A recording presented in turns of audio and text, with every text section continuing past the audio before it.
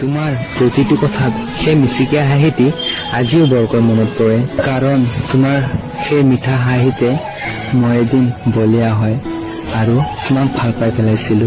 কিন্তু তুমি গম পোৱা নাছিলা মই যে তোমাক ভাল পাওঁ। ভয় লাগিছিল তোমাক মোৰ মনৰ কথাবোৰ ক'বলৈ। কিজানি তুমি মোৰ মনৰ কথাবোৰ বুজি নাপাই গুচি যোৱা দূৰলৈ, সময় বাগৰি আহিল আৰু এদিন হঠাৎ এই কথাবোৰ ওলাই আহিল যে মই তোমাক ভাল পাওঁ। কিন্তু ভবাই নাছিলো তুমি যে মোৰ কথা মানি ল'বা বুলি। আৰু সেইদিনাই তুমি মোক তোমাৰ হোৱাটছআপ নাম্বাৰটো দিলা। ভাল লাগিছিল তোমাৰ লগত মেছেজ কৰি, আৰু এনেদৰে মেছেজ কৰি কৰি আমাৰ প্ৰেমবোৰ গভীৰ হৈ গৈ আছিল।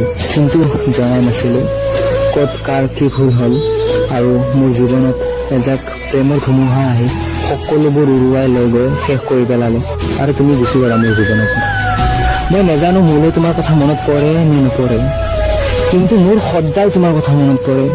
আৰু যদিহে তুমি এই ভিডিঅ'টো চাই আছা, আশা থাকিল তুমি মোৰ লাইফত উভতি আহিবা বুলি।